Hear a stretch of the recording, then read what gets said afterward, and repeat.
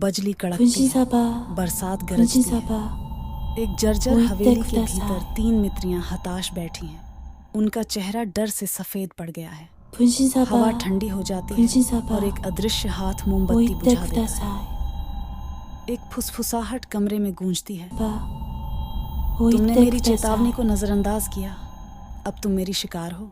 अंधेरे का साया, कोलकाता की काली रात, पात्र परिचय। रिया, जिज्ञासु बंगाली लड़की, प्राचीन संस्कृतियों और लोक कथाओं में रुचि अमित, तार्किक गुजराती लड़का, हर चीज का वैज्ञानिक स्पष्टीकरण चाहता है शायद। कलात्मक मुस्लिम लड़का, थोड़ा डरपोक, दोस्तों के लिए कुछ भी करने को तैयार। कहानी साल 2001 था।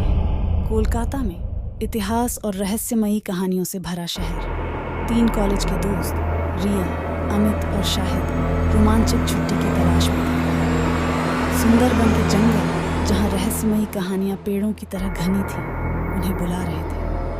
रिया प्राचीन किंवदंतियों से मुक्त थी, खासकर जंगल में घूमने वालों को निशाना बनाने वाली चुड़ैल की कहानी। अमित हर चीज का तार्किक जवाब चाहता था। शाहिद डरपोक था और दोस्तों के लिए खड़ा रहने को हमेशा तैयार। सूर्यास्त हुआ, जंगल का माहौल बदला। अजीब आवाजें, हिलती झाड़ियां, मानो रात उन्हें निहार रही थी। डेरा डाला, तेज हवा चली, टॉर्चें बुझ गईं। खून की गंध, कर्कश हंसी। रिया जिज्ञासा से तिलमिलाई, कहानी खोजने को लगी।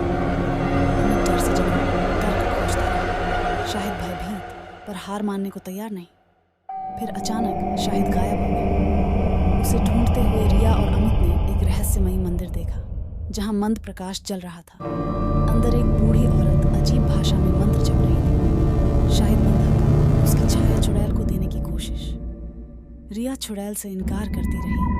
अमित बेकार तर्क ढूंढता रहा। क्रोधित चुड़ैल प्रकट हुई। जहर घुलता हवा में मंदिर कांपने लगा। रिया को दादी की सुनाई संस्कृत पंक्ति याद आई। चुड़ैल को कमजोर करने का मंत्र। हिम्मत कर जप किया, हवा कमजोर हुई। अमित समझ गया, हमेशा तर्क काम नहीं आता। दीवार से हथियार उठाकर चुड़ैल से भिड़ा। शाहिद हताश, एक पेंटिंग फेंककर चुड़ैल का ध्यान भटकाया। तीनों मंदिर से भागे। पीछे चुड़ैल की हंसी गूंजती रही। कोलकाता लौटे, हमेशा के लिए बदल चुके। शाहिद अजीब सपने देखता रहा। एक रात रिया को सपने में चुड़ैल दिखाई दी। मेरा बदला पूरा होगा। वो सुबह बेहोश पाई गई, बड़बड़ा रही थी, छाया ले गई। अब भी इनकार करता रहा, पर डर उसके चेहरे पर साफ झलकता था। कहानी यहीं खत्म नहीं होती। सुंदरबन के जंगल में कुछ रहस्य अनसुलझे रह गए। चुड़ैल की छाया कहाँ गई? शाहिद के सपनों का क्या मतलब था? क्या रिया सचमुच चुड़ैल के चंगुल में थी? सवाल बने, जवाब अंधेरे में। कोलकाता की काली रात में छिपा वो भयानक सच क्या कभी सामने आएगा? इसका जवाब आपकी सोच पर निर्भर करता है।